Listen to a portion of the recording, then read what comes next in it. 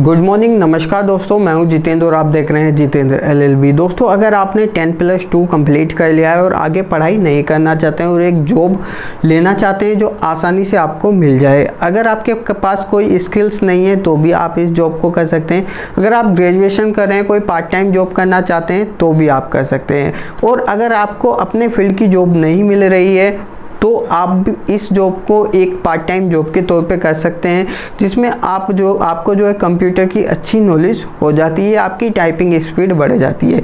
जी हाँ, आज हम बात करने वाले हैं इस वीडियो में डाटा एंट्री ऑपरेटर के बारे में कि डाटा एंट्री क्या होती है, कितने प्रकार से डाटा एंट्री की जाती है और आपको डाटा एंट्री ऑपरेटर बनने के लिए क्या क्या योग्यताएं होनी चाहिए, किस तरह के जो लोग हैं, स्टूडेंट हैं, वो डाटा एंट्री कर सकते हैं। तो पूरी जानकारी के लिए आपको ये वीडियो देखना पड़ेगा। जो लोग नए हैं वो चैनल को सब्सक्राइब करके साथ में बेल आइकन को प्रेस कर लीजिए, क्योंकि हमारे चैनल पे इस तरह की वीडियो आती रहती हैं और अगर आप नोटिफिकेशन बेल को ऑन कर देते हैं तो आने वाली सभी वीडियो के नोटिफिकेशन आपको मिल जाते हैं और आपसे कोई वीडियो मिस नहीं होगी। चलिए हम वीडियो को शुरू करते हैं। जानकारी को एक छोटे तौर पर समझ लेते हैं कि डाटा एंट्री ऑपरेटर क्या होता है, कैसे डाटा एंट्री की जाती है। दोस्तों, अब बात करते हैं कि डाटा एंट्री क्या होती है, what is a data entry, यानी कि डाटा एंट्री किस तरीके से की जाती है। देखिए, आपने देखा होगा कि जब कुछ लोग कंप्यूटर पर या एक पुरानी टाइप की मशीन होती थी जिस पे टाइपिंग करते थे,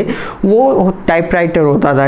इसी प्रकार अब जो आधुनिक युग में कंप्यूटर ने उसकी जगह ले ली है तो टाइपिंग का सारा काम कंप्यूटर पर होता है। जब कोई व्यक्ति कोई टाइपिंग का काम करता है कंप्यूटर के द्वारा तो उसको टाइपिस्ट कहा जाता है। इसी प्रकार से जब कोई व्यक्ति किसी डाटा को फीड करता है, जो डाटा किसी नंबर्स या इंफॉर्मेशन या टेक्स्ट की फॉर्म में होता है, जो किसी मैन्युअली तौर पर फीड किया जा रहा हो या किसी सॉफ्टवेयर में फीड किया जा रहा हो या किसी प्रोग्राम के थ्रू फीड किया जा रहा हो, तो ऐसे व्यक्ति को जो है डाटा एंट्री ऑपरेटर कहा जाता है। और इस प्रकार के काम को जो है डाटा एंट्री वर्क कहा जाता है। तो आपको समझ में आ गया होगा कि डाटा एंट्री क्या होता है। हम आगे देखते हैं कि इसमें और क्या क्या चीज़ें होती हैं। दोस्तों, डाटा एंट्री का जो वर्क है वो ऑफलाइन और ऑनलाइन दोनों तरीके से किया जा सकता है, यानी कि कहा जाता है कि दोनों तरीके से करा जाता है। देखिए, इसमें किसी स्किल्स की ज़रूरत नहीं होती है, किसी विशेष प्रकार की योग्यता, किसी डिग्री, किसी डिप्लोमे की ज़रूरत नहीं होती है। अगर आप 10+2 भी हैं तो इस काम को स्टार्ट कर सकते हैं।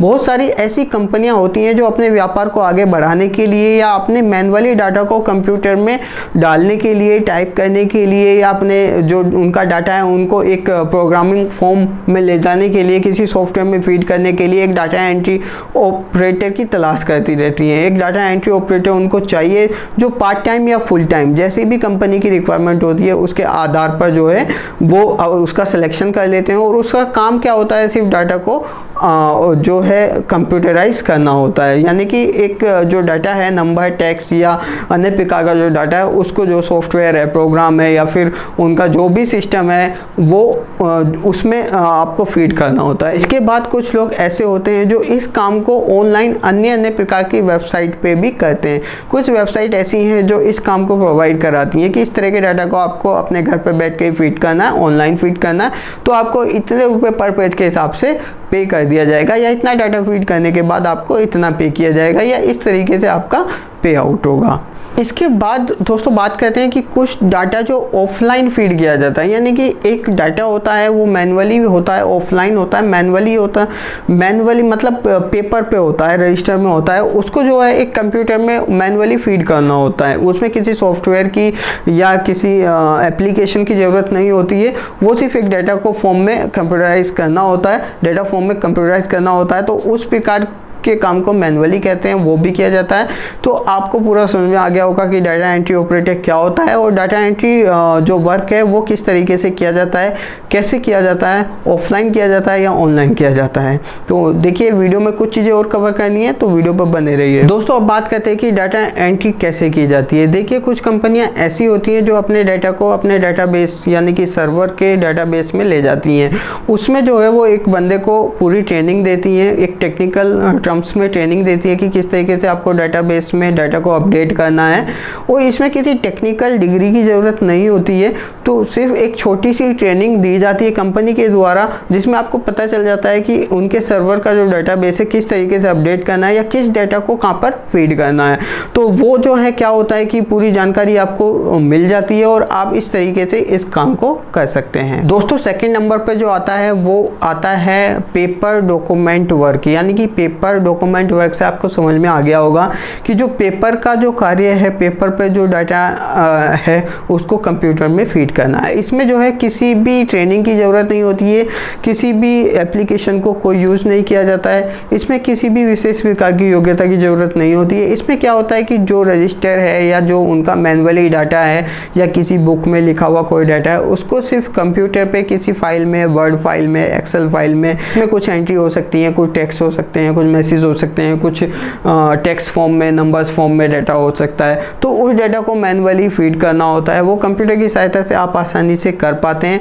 इसमें किसी भी टेक्निकल टर्म्स की या टेक्निकल ट्रेनिंग की ज़रूरत नहीं होती है। इसमें अब बात करते हैं कि डाटा किस तरीके का होता है, वो हम देख लें। दोस्तों इसमें जो डाटा फॉर्म में होता है वो एडी प्रिंटिंग हो सकती है, एक्सेल फाइल का डाटा हो सकता है, एक्सेल एंट्रीज हो सकती हैं, वर्ड फाइल का डाटा हो सकता है, इसके बाद कुछ इंश्योरेंस के पेपर का डाटा हो सकता है, इसके बाद कुछ वेबसाइट पे रिसर्च की जाती है मैनुअली, उसका डाटा हो सकता है, स्कैनिंग डॉक्यूमेंट हो सकते हैं, कुछ डॉक्यूमेंट को स्कैन करके जो डाटा है उसको कंप्यूटर में डालना है, उसको कंप्यूटर में फीड करना है। तो उसके लिए भी बहुत सारी कंपनियाँ होती हैं जिनको ज़रूरत रहती है इस तरह के बंदे की जो ये काम कर सके। और ये कौन कर पाता है? जो स्किल्ड पर्सन ना हो, किसी की मतलब कोई हाई प्रोफाइल ना हो, हाई एजुकेटेड ना हो, तो 10+2 भी हो तो काम चल जाता है। सिर्फ उसको टाइपिंग की नॉलेज होनी चाहिए, तो आप ये काम स्टार्ट कर सकते हैं अगर आप इस तरह के काम को करने में इंटरेस्टेड हैं। तो दोस्तों अब बात करते हैं कि डाटा एंट्री ऑपरेटर कैसे बने। डाटा एंट्री ऑपरेटर बनने के लिए आपको कुछ नहीं करना। अगर आपकी एजुकेशन कम है, आप 10+2 हैं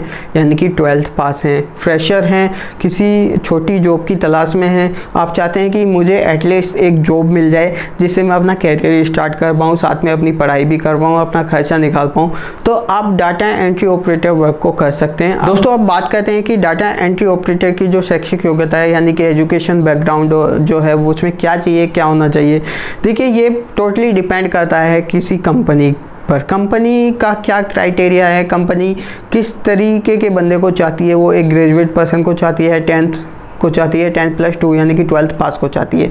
तो मैं मिनिमम बता देता हूँ, इसमें किसी हायर डिग्री या डिप्लोमे की ज़रूरत नहीं होती है। अगर आप 10th पास हैं या 12th पास हैं और आपको बेसिक कंप्यूटर की जानकारी है और इसके साथ आप टाइपिंग कर लेते हैं, कंप्यूटर पे आपकी टाइपिंग जो है 25, 30 या 30+ है, तो आप इस काम को कर सकते हैं, स्टार्ट कर सकते हैं। इसमें किसी हाई डिग्री की ज़रूरत नहीं होती है। तो सेकेंड नंबर पर बात करते हैं कि जो डाटा एंट्री ऑपरेटर बनने के लिए जो है कंप्यूटर ज्ञान कैसा होना चाहिए, किस प्रकार के कंप्यूटर की आपको नॉलेज होनी चाहिए। देखिए डाटा एंट्री ऑपरेटर बनने के लिए आपको जो है basic computer, at least basic computer आना चाहिए कि बेसिक कंप्यूटर क्या है, कौन सा वर्ड फाइल है, कौन सी एक्सेल फाइल है, एक्सेल फाइल कैसे यूज़ होती है, वर्ड फाइल कैसे यूज़ होती है, ये सारी जानकारी आपको होनी चाहिए। यानी कि एक बेसिक कंप्यूटर का आप कोर्स कर लेते हैं, पूरी जानकारी ले लेते हैं जिसमें वर्ड, एक्सेल, पावर पॉइंट, ये सारी चीज़ें आपको आती हैं, तो आप इस काम को स्टार्ट कर सकते हैं। दोस्तों अब बात करते हैं कि डाटा एंट्री ऑपरेटर बनने के लिए जो है किस प्रकार की भाषा का आपको ज्ञान होना चाहिए।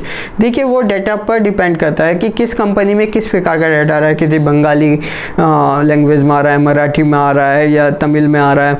तो जिस प्रकार की जो लैंग्वेज में डाटा आता है तो उसी प्रकार की आपको लैंग्वेज होनी चाहिए। लेकिन 90% केस में जो है आपको इंग्लिश में काम होता है, आधुनिक युग है तो इंग्लिश में काम होता है, तो आपको इंग्लिश की टाइपिंग आनी चाहिए, इंग्लिश की बेसिक नॉलेज होनी चाहिए।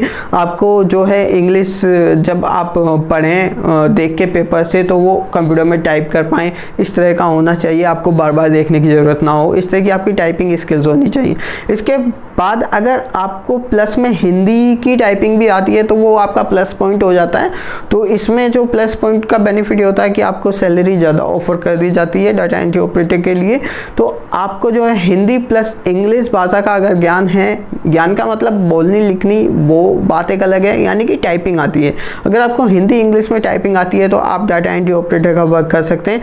ये वर्क आसानी से मिल जाता है, आपको ऑनलाइन भी कर सकते हैं, ऑफलाइन भी कर सकते हैं, इसमें कोई आपको ज़्यादा दिक्कत दिक्कत नहीं होगी और आप अपने कैरियर को स्टार्ट कर सकते हैं। एटलीस्ट अपना खर्चा निकाल सकते हैं, आपको किसी से पैसे मांगने की ज़रूरत नहीं पड़ेगी। आप छोटी जॉब से बड़ी जॉब पर जा सकते हैं। इसके बाद किसी जो पार्ट टाइम में इस काम को करके जो पैसे सेव होते हैं उससे आप कोई अच्छा कोर्स कर सकते हैं, आगे की पढ़ाई कर सकते हैं। तो ये वीडियो आपको कैसी लगी है? अगर वीडियो अच्छी लगी है तो लाइक कर दीजिए, शेयर कर दीजिए। Thank you for watching this video.